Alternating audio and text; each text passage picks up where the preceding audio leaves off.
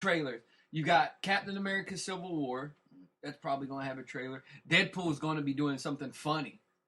They already said that it's going to be like not even a trailer. It's just going to be like something that's just going to be off the wall. Mm-hmm. Helps up got the right guy to play Deadpool too. Oh yeah. Ryan Reynolds. The marketing for this movie. The movie could suck, but the marketing they have done for this movie so far has been amazing. Yeah. But then you got X-Men is going to have their new trailer during this one. Which one haven't I said yet? I know the new Harry Potter is going to have a trailer on this, but they're going to have some big. The next Star Wars movie, Rogue One, is rumored to have a trailer during the Super Bowl as well. So they're going to have some big ones. And the reason I'm so excited for the Captain America trailer is rumor has it that we get our first look at Spider-Man in the new Marvel universe. They actually may show a glimpse of Spider-Man during this one. Not getting my hopes up just yet, but they said they may get that little glimpse of Spider-Man coming in during the thing. But I always look for it. I love all the commercials. Budweiser's always came out with something cool with the damn horses. Doritos always has the stupidest commercial. Yeah. One car commercial always comes out good. Remember the little kid dressed up as Darth Vader starting the Volkswagen? There was a technology company where they did one year where they had this dude running through like a whole like futuristic universe and everything like that, and I thought it was gonna be something pretty cool, and I was like, ended up being some like life insurance commercial. I'm like, you paid that much money to have your chance to advertise this to millions, billions of people, and you do that. I don't get that, but I definitely look forward. We gonna the GoDaddy commercials were always good. They're not gonna do them anymore, but they were always good. They was always pretty darn good. So, yeah, man, this is pretty good time to watch Super Bowl. I believe they say if you want to advertise on the Super Bowl, you have to pay like how much is it this year? It's something like $2 something. It's got to be like up in the $2 million range this year now. Because I know last year it was like 1.6. It was 1 something last year. Yeah, it was 1.6 something like that, and they always go up in what? It was double and price last for $5 million for $5 million for a 30-second segment. So on top of that, it increased 50%. Holy mother of God! So it was 2.5 last year. Now it is $5 million. Oh my frippin' Lord! So you gotta bring it on these commercials, man. Listen, if you're trying to sell me something, you gotta sell me in 30 seconds, man. Like, listen, I want to be. It's got to be subliminal messages in there. For me having to pay $5 million to have it on the Super Bowl, my shit's gonna look like the Blair Witch Project because I can't afford nothing fucking else to fucking film with. Listen, I'm filming with a cell phone camera. Hey, make me sleepwalk to go get Doritos. That's all I gotta go say. Make me sleepwalk to go get a beer. Which, I mean, I don't need to sleepwalk to get a beer, but you already sleepwalk to get a beer. And to the bushes, but so. Listen, we already done tell you how alcohol done ruined my life, so Steve and Kevin did hear about that. I don't need to go more. Blame Canada. So. Yeah, there we go. I blame Canada. How about that? Fucking $5 million. That is a lot of freaking money. All right, commercial break is over. Let's go ahead and resume and talk a little bit about football. You could direct a porn, 18 porns for less than that, and have good actresses. Shit, you can get some great porn for that kind of money, Jack. You kidding me? I'm started every. About to say 30 seconds of tease though. You sit there and watch and be like, oh, where's the rest of it at? Like, all right, all right. So apparently I bring in Quentin Tarantino to direct my motherfucking thing. I know, right? Oh my gosh. Where's Spielberg? All right, so. Of course, there's been. I want Ron Howard and Tom Hanks. There's been none but discussion. There's been none but discussion about Peyton Manning possibly being this his last game ever like this, and Of course, everybody's going to ask a question. Listen, I mean, everybody's doing their job, and you're supposed to ask the question. But I mean, he's not going to talk about it and bring a distraction and everything like that. But apparently, everybody knows that this is aiming to pretty much be his last game. 7-time first team All-Pro, 5-time MVP, all-time passing yard leader with 71,940 yards, and only got one Super Bowl ring in 2006 when they beat the Bears. Listen, guys, win or loss, man, regardless of what the results will be of this game, Kevin, should this be Peyton's last game? I think yes. I'm going to go with yes, this should be his last. I thought his last game should have been last year. And when the way he started this year, I was like, this is correct. It looked like this should have been his last game. I'm hoping that it's his last game. Would I be surprised if he plays next year? No. But you're telling me, should it be his last game? I think yes. Just because you can just see it deteriorating. And his body is just deteriorating around him. The only thing that has stayed the same on him is his head, which is the reason why his neck, he has all them neck injuries, is because it has to hold up that big, gigantic, whoppers thing that he's got on his neck. All right, Steve, your thoughts on should it be Peyton's last game? Yeah, it should. I don't want to see him do a Brett Favre. You know what I mean? You really don't want to see it because Brett Favre went from the Packers to the Jets to the Vikings and then went out with an injury. You know, and I don't want to. You know, it's already enough to where Peyton's played with the Colts and had so much success with those guys. Yeah. And he had continued success going over to Denver because John Elway built him a great team. And you want to see him go out as a champion. And even if he doesn't, he's achieved a lot more than a lot of cats will ever do in their lifetime. And a lot of people can't say that. You know, there's only a few handful of people that can say that. So I don't want to see him going off to the L.A. Rams because there's been mentioned that. Oh, God, yeah, I heard that. I'm like, no. I'm like, just stop. Just stop. I don't want to see that. I don't want to see him go out there and get his ass kicked. Because I think that's what realistically will happen if he does.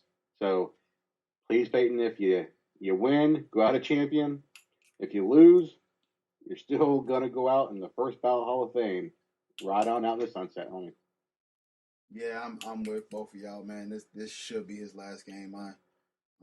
I've grown to respect Peyton even more that he is playing for my team.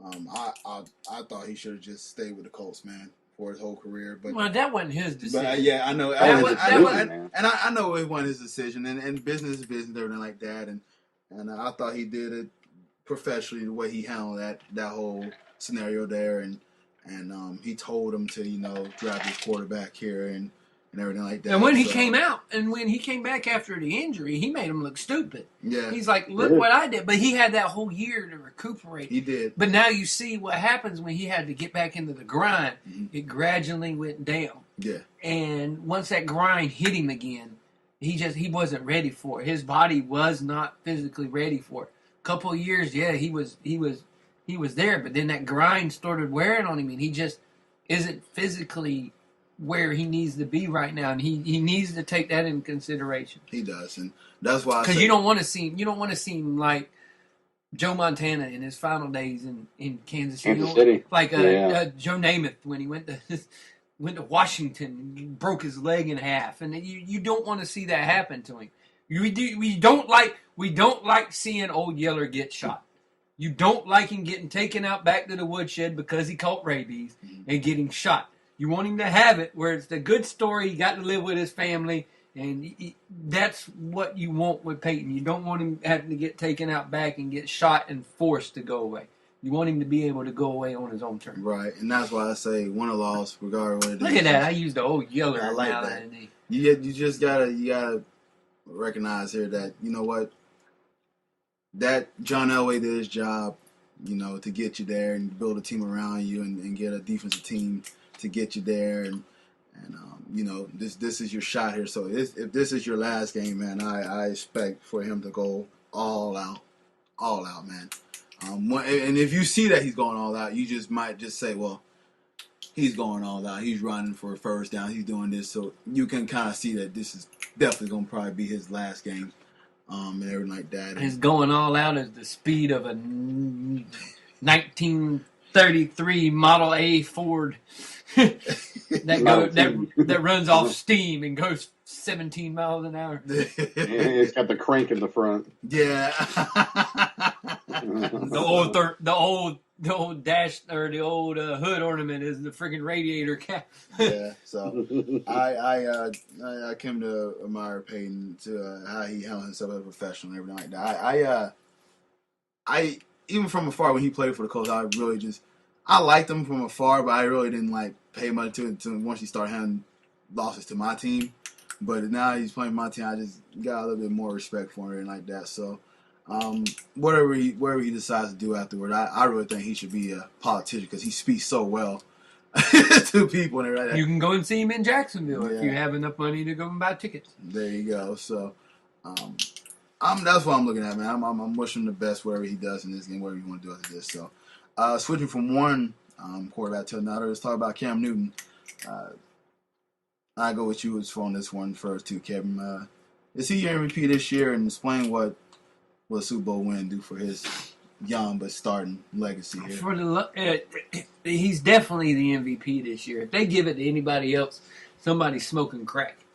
That's like the people that didn't vote for King Griffey Jr. to get in the Hall of Fame. That's like them two idiots that didn't do that. If you don't vote for Cam Newton as your number one guy for MVP, you're smoking a whole lot of stuff. Or you really just hate the guy.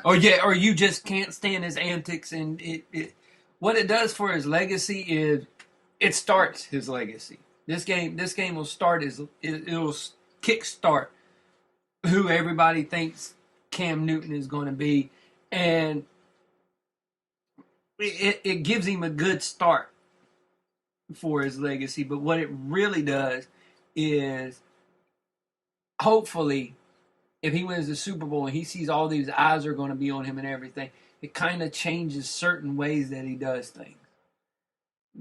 Understanding that giving balls to kids and all this, celebrating a first down. Come on, dude, act like you've been there before. Just suck it up, act like you've been there before. Go back to the huddle and do it. You ain't got to always do no Superman, dab, bow and arrow. You ain't got to do that shit. Leave that shit to the wide receivers who are divas and everything like that.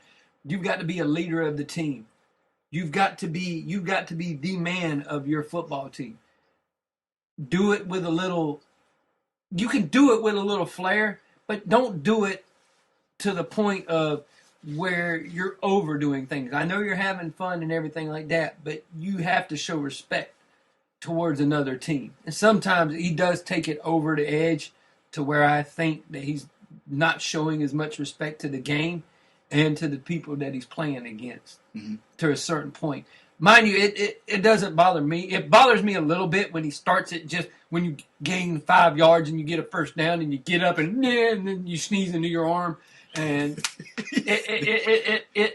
that bothers me. When you do it on the touchdown, hey, go at it.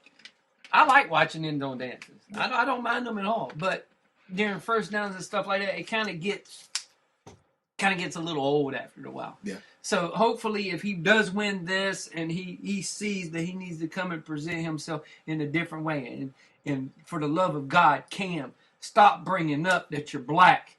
We know. Stop bringing up that we haven't seen anything like you. We know this isn't a racial thing. It's not. It's the way you act and the way you present yourself during the ball game is what people are talking about.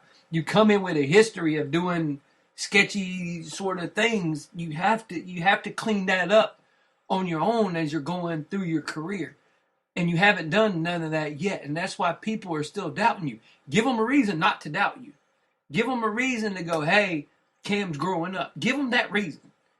And that's why people are coming at you. Not because your skin color and that's the reason people are coming at you. Because you've done things in your past and you can't hide what you've done in your past. You can only learn from them and become better. Gotcha. Steve? What it'll do for him and his legacy and all that jazz. And I think, honestly, even if he doesn't win the Super Bowl, if he does, even if he doesn't, he's already set the tone. It's like, I'm here. I'm, Kevin, you were just touching on it, and all that stuff.